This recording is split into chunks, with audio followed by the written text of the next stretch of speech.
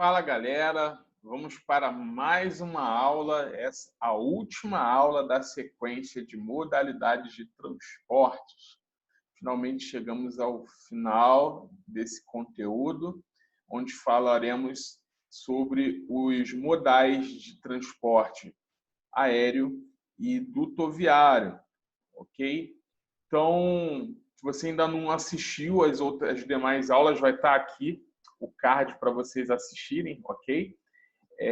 Vocês podem estar assistindo aí as aulas anteriores sobre os modais rodoviário, ferroviário e aquaviário, ok? Então, bora para o nosso conteúdo. Vamos que vamos. Então, já estou aqui no cantinho da tela, podemos começar a nossa videoaula. Então, hoje nós vamos falar sobre modais de transportes do modal aéreo e também do modal dutoviário. Primeiro, falando do aéreo, então a gente pode dizer que o transporte aéreo ele sempre apresenta maior uso em cidades consideradas próximas. Hoje no Brasil, qual é o maior fluxo utilizado? A gente usa o trecho Rio-São Paulo. Então, o trecho Rio-São Paulo são as cidades aí, as grandes metrópoles do Brasil, e muitas das cargas e mercadorias consideradas de grande importância, que a gente precisa de um fluxo rápido, é muito utilizado essa ponte aérea entre Rio e São Paulo, considerando que hoje um voo de Rio a São Paulo leva 40 minutos. Esse fluxo aéreo aí de transporte de cargas via aéreo, ok? Transporte aéreo. Apenas em casos de extrema necessidade ou urgência se assumem os altos custos de transporte aéreo nas regiões do país onde há grande distância entre os principais centros urbanos e fraca densidade das redes rodoviária e ferroviária. Então, quando você considera que existe uma distância muito grande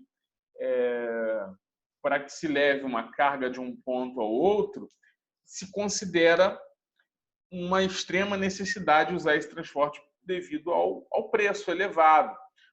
E se eu tenho fraca densidade da rede rodoviária e ferroviária. Então, isso é um ponto bem notável, ok? Então, é muito mais comum você ver o fluxo aéreo quando você vê a distância menor entre cidades. Hoje, não só aviões, mas se usa muito helicópteros para poder fazer essas entregas executivas, digamos assim. Utilizado também para grandes distâncias, envolvendo principalmente o deslocamento de pessoas e mercadorias de custo mais elevado. Então, note que está aqui, ó, de custo e lucro mais elevado. Então, se considera que há uma alta lucratividade na operação, então vale a pena arcar com esse custo elevado. Apresenta um elevado custo, porém uma velocidade maior.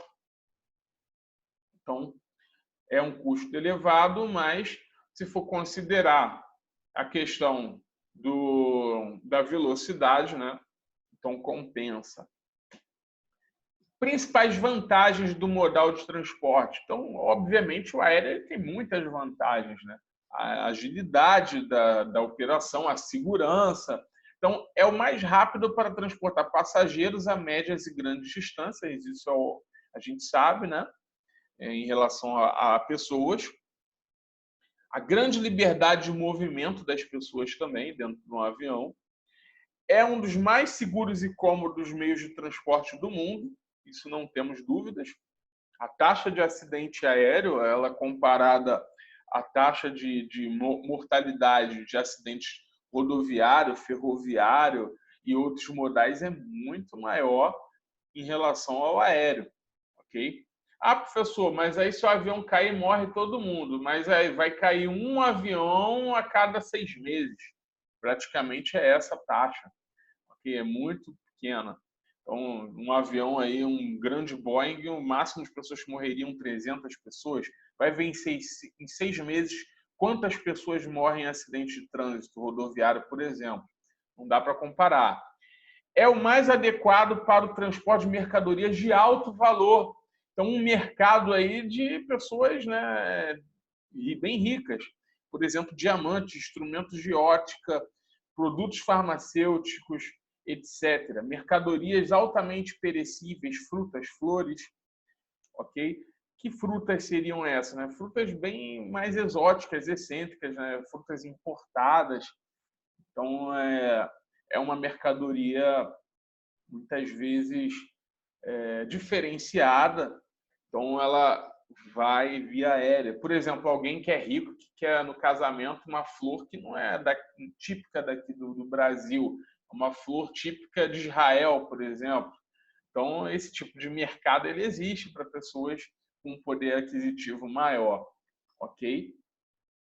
Seguindo, e as desvantagens do modal aéreo?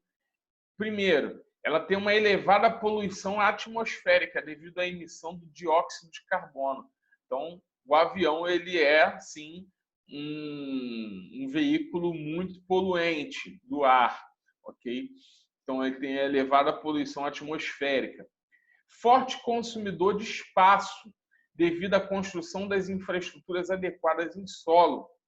Então, por que isso é uma desvantagem? Você vê que qualquer cidade que quer investir em infraestrutura aérea, ela precisa dispor de uma boa área para poder você ter como guardar esses aviões em alguns hangares, né? E não só o espaço de armazenagem desses veículos, como um grande espaço livre para que eles possam pousar e também decolarem. Então, isso vai envolver um alto custo de infraestrutura adequada no solo, ok? Então, ele é um forte consumidor de espaço. Elevado consumo de combustível, então, assim como o rodoviário gasta muito combustível comparado ao ferroviário e ao aquaviário que nós vimos, né? O aquaviário seria o que gasta menos combustível, o aéreo ele também gasta muito combustível. É muito dispendioso, ok? Então, o que é essa questão de ser muito dispendioso? Ele vai ocupar muito espaço, como a gente viu, e também muita atenção. Um avião ele precisa ter uma constante revisão de manutenção, então isso gasta muito tempo. Então, qualquer operação para que um avião esteja apto para poder decolar e poder aterrissar, ele passa por um rigoroso esquema de revisão e manutenção. Muita dependência das condições atmosféricas. Então, muitas vezes, o tempo ele é uma ameaça à operação. Às vezes, você precisa de algo para ontem e você paga um transporte aéreo, que, por sinal, é bem caro, e o que acontece? Aí, às vezes, isso acaba sendo adiado. O voo não pode sair devido às condições do tempo. Vento forte, nevoeiro. Então, isso pode prejudicar e atrasar a operação. E reduzida capacidade de carga. Então, por mais que o avião ele tenha um compartimento de carga até considerável, mas eu tenho uma limitação. Eu não posso mandar tanta carga, uma quantidade absurda numa só viagem, conforme eu consigo no marítimo, no ferroviário, ok? Então, o aéreo ele tem uma limitação, assim como o rodoviário. Como vimos, o transporte aéreo será sempre mais adequado para mercadorias de alto valor agregado, como nós falamos. Então, o aéreo ele realmente trabalha com um alto valor, pequenos volumes e urgência de entrega, pois deve-se sempre observar o custo-benefício da operação em virtude do frete elevado que constitui o tempo de deslocamento reduzido. Então, eu sempre vou fazer essa análise de custo-benefício. Qual é o custo-benefício da operação aérea? Eu vou fazer uma comparação do valor elevado de frete que essa operação constitui, em virtude do quê? Do tempo de deslocamento reduzido. Então, vale a pena? Eu preciso realmente que essa carga esteja lá daqui a 2 horas? Então, vale a pena pagar. Não, pode esperar um pouco mais. Então, de repente, eu posso consultar um outro modal de transporte, ok? Então, isso sempre deve ser analisado ao escolher uma operação de transporte aéreo, até porque vai envolver também um outro transporte, né? seja rodoviária, ferroviária, assim que esse avião chega em um aeroporto, entre um aeroporto e outro. Como nós vimos, né, lá atrás, que todo transporte aéreo ele vai ser, podendo ser um multi ou um intermodal, ok? Vai existir mais de um modal, nunca será um unimodal o transporte aéreo. Professor, e quais tipos de mercadoria são mais comuns no transporte aéreo? Então, segue aí os mais frequentes mercados que são atendidos e utilizados no transporte aéreo. Artigos eletrônicos, principalmente de alto valor, relógios, alta costura. Então, por exemplo, um mercado aí de estilistas, né? Eu preciso de uma pessoa importante, eu preciso de um vestido para usar no sábado, hoje é sexta, eu estou encomendando isso lá do Panamá, por exemplo. Okay? Então, é um vestido panamenho. Então, coisas de outro escalão, né? Então, alta costura, flores, já disse, né? Flores não comuns, não nativas aqui do Brasil, para alguns eventos eles pedem alguns tipos de flores aí de outros países e para isso chegar em perfeitas condições somente aéreo, né? Não poderia demorar. Frutas nobres, por exemplo, se você for em alguns mercados mais especializados, tem algumas frutas que não crescem aqui no Brasil, por exemplo, damascos, figos, dependendo da espécie, né? Então isso vem de outros países, são frutas mais diferenciadas, nobres, também vem no transporte aéreo. Medicamentos caros, ok? Por exemplo, quimioterapia, esse tipo de material, ele não pode ficar muito tempo em transporte, porque precisa ser armazenado muitas vezes congelado ou em nitrogênio. Então, esse tipo de equipamento precisa ter um deslocamento muito rápido. Então, ele muitas vezes vai pelo transporte aéreo. Malote, documentação, e às vezes documentos, a empresa precisa que um documento chegue para uma outra unidade rapidamente para ser assinado. Então, vai ser usado malotes, cartas, contratos, cheques, conhecimentos de transporte, etc. Então, documentação também é transportada via aéreo para poder agilizar os trâmites necessários em altas negociações, ok? E aí, qual hoje é o principal órgão que regula o transporte aéreo brasileiro?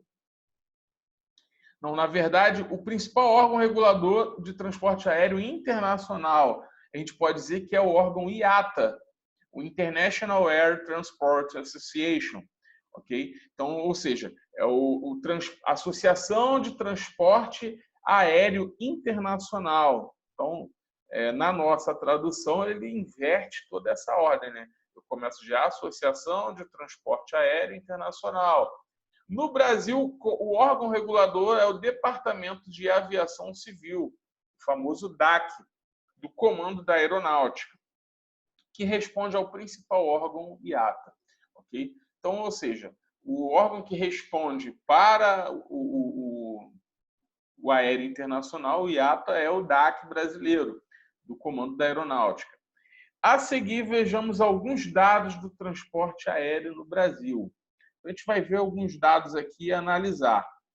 Então, não tá, eu peguei essa matéria aqui, pessoal, não está com a qualidade muito boa quando eu coloquei aqui nos slides. Mas vocês vão entender, ok? Essa matéria aqui, ela é um pouquinho antiga, mas ela é um dado interessante. Olha, o crescimento acelerado trouxe para a infraestrutura aeroportuária desafios de capacidade já em 2009. Então, é uma matéria de 11 anos atrás, ok? Mas que se reflete muito ao que a gente vive atualmente. Okay? Então, a utilização na hora pico para pista pátio e no ano para TPS. Então, aqui na nossa sigla aqui, já vejo aqui o que seria o TPS, ok? Mas seguindo aqui, olha. Então, olha só, quais são hoje os principais aeroportos do Brasil? Então, hoje em São Paulo, você tem Guarulhos, Congonhas e Viracopos. No Rio de Janeiro, Galeão e Santos Dumont. Em Belo Horizonte, Confins e Pampulha, certo? E os demais aí mais importantes tem em Brasília, Porto Alegre, Curitiba, Recife, Salvador, etc. Então, os nossos principais aeroportos brasileiros estão aqui, certo? Então, aqui, ó, ele está fazendo uma comparação aqui, ó. Essa escala vermelhinha, ela está falando que esses aeroportos estão funcionando com restrição hoje. Ou seja, restrição de horário. Então, os intervalos de voo são bem maiores. Os que estão em amarelo, ele está dizendo que ele tem uma necessidade de investimento até 2030. Ou seja, então esse aeroporto, desde 2009, ele precisa ser aplicado um investimento para continuar crescendo, para que ele se torne bem operante até 2030. E em 2009, os que estavam em verde, a capacidade atual suficiente até 2030. Então, ou seja, do jeito que esse aeroporto estava, até 2030 esse aeroporto ele vai funcionar com alta capacidade. Se você analisar, olha, São Paulo, Guarulhos. Então, ó, aqui são duas pistas que os aviões eles usam para pousar, né? Então, nessa sigla aqui, pista DCA, que eu não, sinceramente, não sei o que significa, é a pista ITA, ok? Então, no lado A, ou seja, lado A é o que faz o avião pousar, certo? Então, as pistas de pouso, DCA e ITA, ok? Então, olha aqui, ó, Guarulhos. O aeroporto de Guarulhos, ele está dizendo que em 2009 já dizia que ele precisava de investimento para que ele se torne operante até 2030, ok? Então, tanto para decolar, para pouso em cada pista. Já o pátio de manobrar, ó, ele já está saturado, ele já não comporta mais, ele está restrito. Então, muitas vezes, o avião ele tem que ficar dando volta no ar para poder ele pousar ali no caso, no aeroporto. E já o lado terra, que é a pista de decolagem, também saturado. Ó. Então, você vê que Guarulhos está assim, e no lado terra, saturado. Já precisava de investimento urgente. Viracopos, todo precisando de investimento, sendo que ó, Viracopos, no máximo até 2020, o ano que estamos, né? Então, com certeza já estão fazendo algo em questão de infraestrutura lá, e em 2014 já estaria saturado naquele período. Em 2009 ainda estava operando, mas com necessidade de investimento para 2014. O Galeão, ó, em 2009 a condição dele era, ó, ele estaria com capacidade suficiente até 2030, tanto para pouso como para manobra de pátio, mas que precisaria de necessidade de investimento até 2030 para o lado terra de decolagens.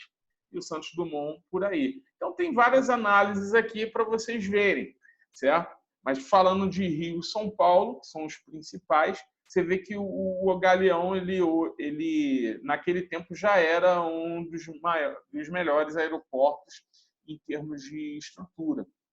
Sendo que esse cenário já até mudou. Hoje o principal é Guarulhos, né?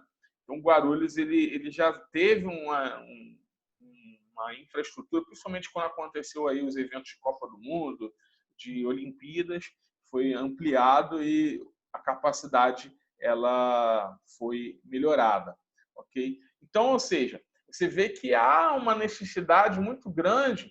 Você vê que há muitos os aeroportos menos movimentados, a maioria verdinho ou amarelo, mas a questão de manobra, aquele espaço para guardar os hangares e também as pistas de decolagem, às vezes demora sair entre um voo e outro, e você vê que já tinha muito vermelhinho aqui, ou seja, com necessidades de investimento, ok?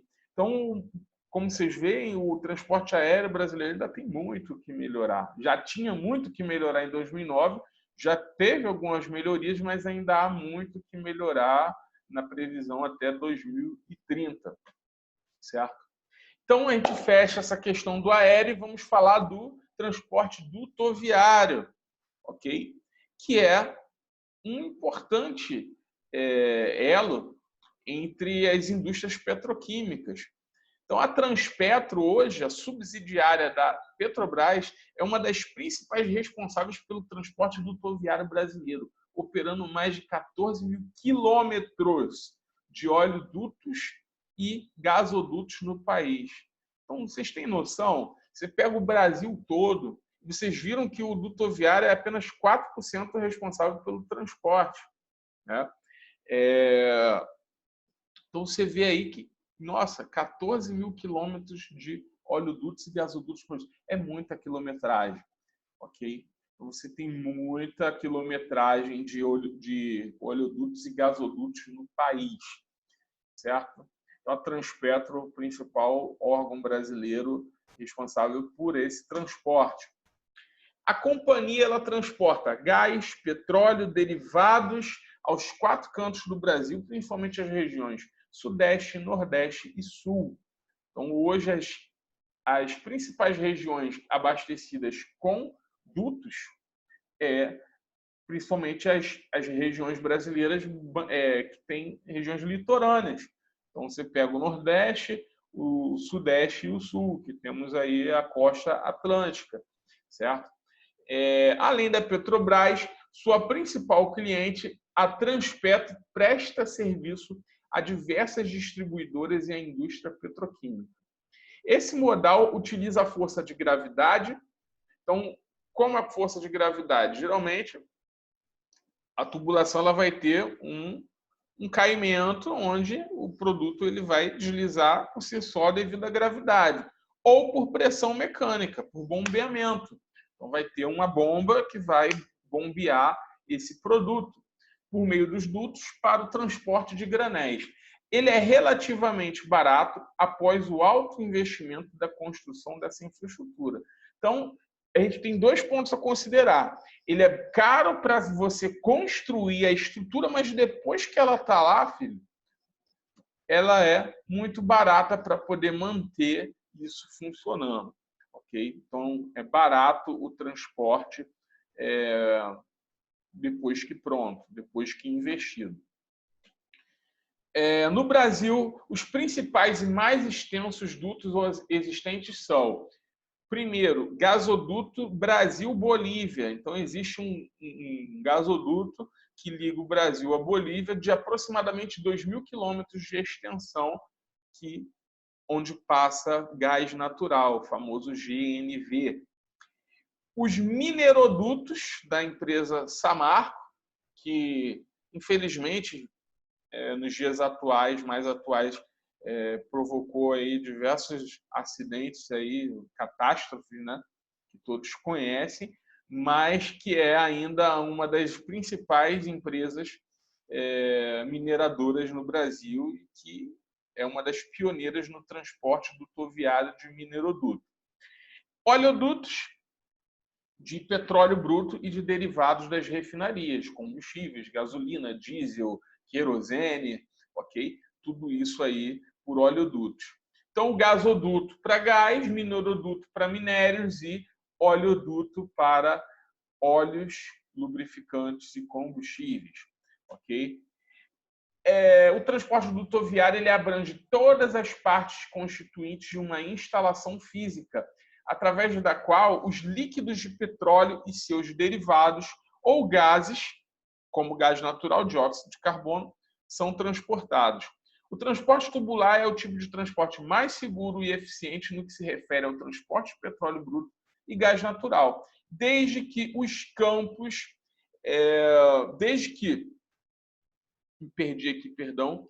Então, desde os campos de produção até as refinarias de fábricas de transformação, certo? Então, ele pode estar transportando tanto produto já pronto para uso para as companhias distribuidoras, como dentro da própria refinaria da Petrobras, o próprio petróleo bruto, através das plataformas que a gente conhece aí, por exemplo, de Macaé. A gente tem muitos dutos ali sobre o mar, ok? Até chegar à parte de refinaria, então eles extraem o petróleo bruto daquela forma ali. É também o mais indicado para fazer chegar os derivados do petróleo e gás natural até os consumidores. Então, é o mais indicado, ele torna isso mais rápido, mais eficiente, mais seguro, ok? O transporte desses produtos até chegar ao próprio consumidor. O transporte tubular ele veio desempenhar um papel vital na nossa vida diária. Então, não só os combustíveis, mas, por exemplo, quem mora em apartamento, o gás ele chega no seu fogão através de tubulações, ele vem encanado, assim como a água. Então, na cozinha, nas limpezas, no trajeto do dia a dia, no transporte aéreo, no aquecimento das nossas casas, é tudo possível graças às redes de distribuição de combustíveis, através de tubulações, sendo a única maneira viável de transportar enormes volumes desses líquidos e gases de maneira segura e rápida. Okay? Tipos de transporte tubular de acordo com a substância transportada. Então, o grupo de petróleo e derivados, você tem gasolina, diesel, biodiesel, óleos, gases, você tem GNV, acetileno, oxigênio, através dos gasodutos. Água em dutos normais, ok? Por exemplo, sistemas de prevenção de incêndio nas fábricas, você vê aquelas tubulações vermelhas, é obrigatório identificar dessa forma, tubulação vermelha passa água, ok? Tubulação verde, ela passa gás oxigênio, ok? Hidrogênio através de gasodutos também, etanol em oleodutos e cerveja. A cerveja, por exemplo, em fábricas, você tem dutos para o transporte também desse produto, ok?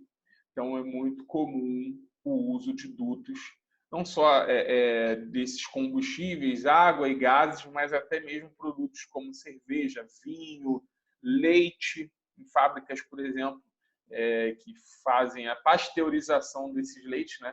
Ele vai para um tanque, ele ferve a uma alta temperatura e já vai para o setor de enchimento por tubulações também, ok? O transporte tubular pode, assim, ser instalado em qualquer meio, qualquer terreno ou ambiente. Para isso, existem 3 tipos de transporte tubular que se podem instalar. A gente tem o transporte dutoviário terrestre, o subaquático e o aéreo, ok? Então, vejamos aí, ó. Primeiro, o transporte tubular terrestre é o que a gente mais vê com uma frequência mais fácil, ok? Por exemplo, quem mora aqui na cidade de Duque de Caxias, quando passa ali na refinaria, na Reduc, você com certeza já olhou pela janela do seu carro, ali em frente à refinaria, já viu algumas tubulações passando dessa forma aqui, conforme a foto, ok? Então, essa tubulação aí, por cima da terra, ou até mesmo sobre a terra, consiste num tipo de transporte que o veículo utilizado compõe a própria infraestrutura construída, a qual irá permitir a distribuição de principalmente produtos petrolíferos a longas distâncias. Isso faz com que seja o meio mais seguro e econômico de transporte desse tipo de produto, interligando regiões produtoras, plataformas, refinarias, terminais marítimos, portos, ok? E os centros consumidores, ok? Então, isso aí a gente vê de montão. O transporte tubular subaquático é necessário para o transporte do crude. Ok? O que é o crude? Crude, esse termo, é o petróleo bruto, o petróleo ainda não refinado. Então, o transporte de crude e de gases, desde os poços de petróleo e de gás no mar alto.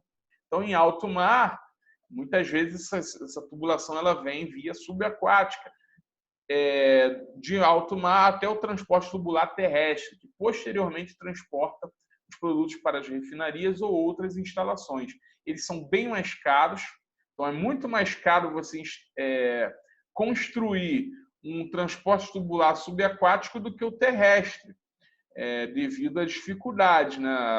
Por exemplo, a solda dessas tubulações ali na água, ela é totalmente diferente da solda comum que a gente dá na tubulação terrestre, ok? Eles são bem mais caros, de difícil construção do que os transportes tubulares terrestres. A sua construção geralmente emprega uma embarcação onde os tubos são soldados uns aos outros e conectados às tubulações terrestres. Então, aqui na imagem, um exemplo de tubulação, um transporte tubular subaquático. Perfeito? E nós temos também o transporte tubular aéreo, ok? Que é aquela tubulação bem mais grossa,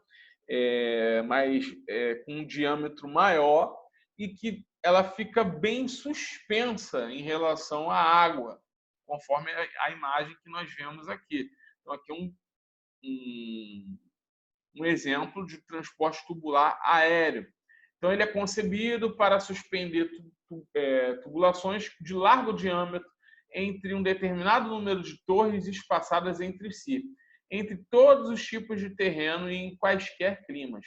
Cada uma das torres possui uma armação em forma de ar. Então, por exemplo, aqui, ó, tá? Geralmente ela vai ter essa forma aqui, às vezes ela vai ter um suporte aqui para poder dar mais fixação a cada coluna, ok? Então, ele vai ser feito dessa forma, através de um cabo suspenso entre cada uma delas, por entre a abertura do meio das pernas da torre. Esse cabo tem a finalidade de transportar as condutas tubulares e outros materiais durante a construção, e também transportar equipes de inspeção e de manutenção numa fase posterior à construção. Então, aqui é um exemplo do dutoviário aéreo. Então, ele é bem comum, por exemplo, em plataformas petrolíferas. Ok? Para finalizar a aula, vamos falar das principais vantagens e desvantagens do modal dutoviário.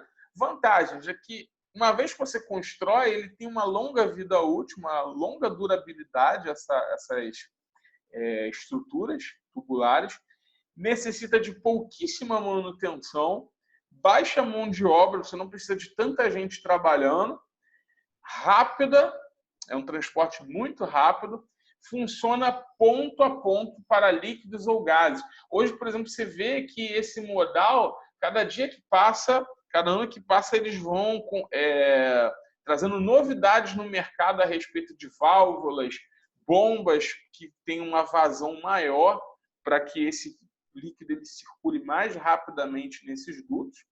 Funciona ponto a ponto para líquidos ou gases, como falamos. Então, você tem um ponto A, onde você queira que esse produto vá, até um ponto B, então ele atende perfeitamente. Desvantagem desse modal, ele não se adapta a muitos tipos de produtos. Então, nem todo produto dá para ser transportado por forma tubular.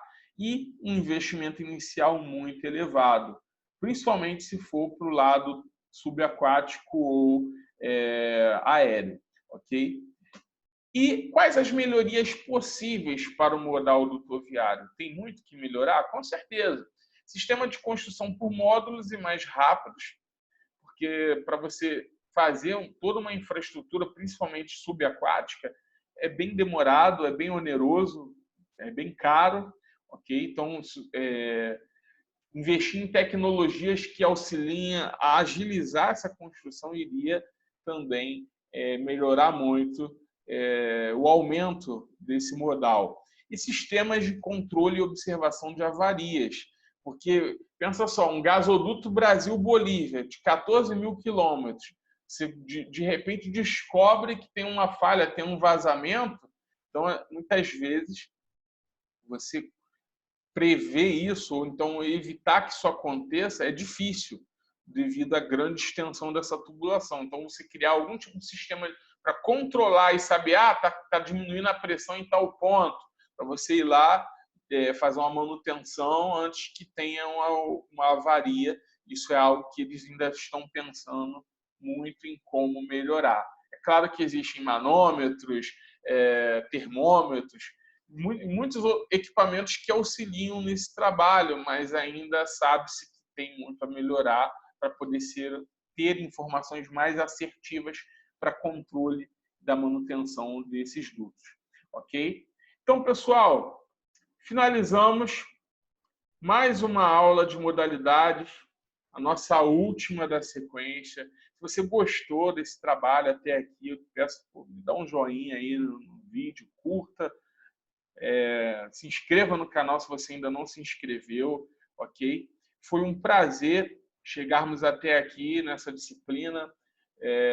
Espero que você continue focado nos estudos, ok? Teremos ainda uma avaliação para poder fechar esse módulo, ok? Então, eu agradeço de coração a você que tem se empenhado na sua casa, nesse momento difícil, para poder continuar com o objetivo que você tem de, quando isso terminar, você sair com a sua formação. Então, tudo que eu desejo a vocês é que tudo isso passe e que você consiga atingir os seus objetivos. Estarei sempre presente para ajudar vocês no que eu puder. Então, um grande abraço para vocês. Fiquem com Deus.